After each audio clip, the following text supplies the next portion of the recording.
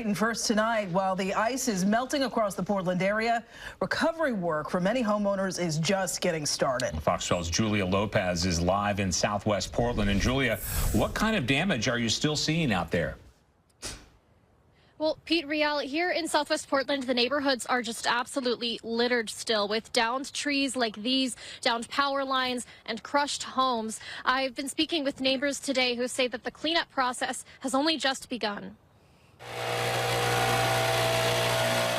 You start thinking that it couldn't get any worse when we didn't have power, and then the water broke, so then we didn't have water. Laura McCardle spent a week without power, water, or internet. For about 10 minutes, I had power and water, and I was like, this is great. And I walked in my bedroom or walked in the house and heard the sound. But she says the recovery is only just getting started. I went running for the end of the driveway while calling the contractor who had just pulled out of the driveway.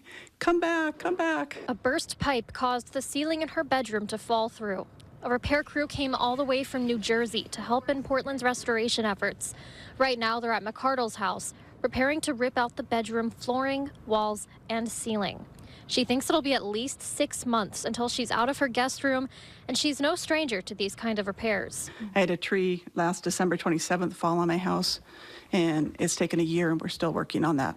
She says she's lived in this house in southwest Portland for 10 years. She and her neighbors say they've never seen damage like this that brought the entire block together. People brought us water, big water bottles, 5-gallon tubs.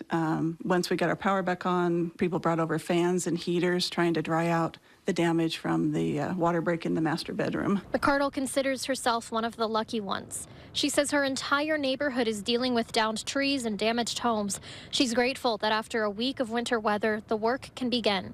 She says one big takeaway from the storm, you can't be too prepared for disaster to strike. We all need to be more prepared for heat and not so much food. That's easier to find, but water and heat are important.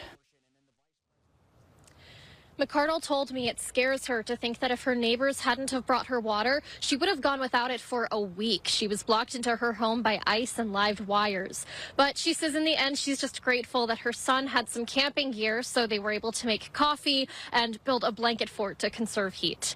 In southwest Portland, Julia Lopez, Fox 12 Oregon.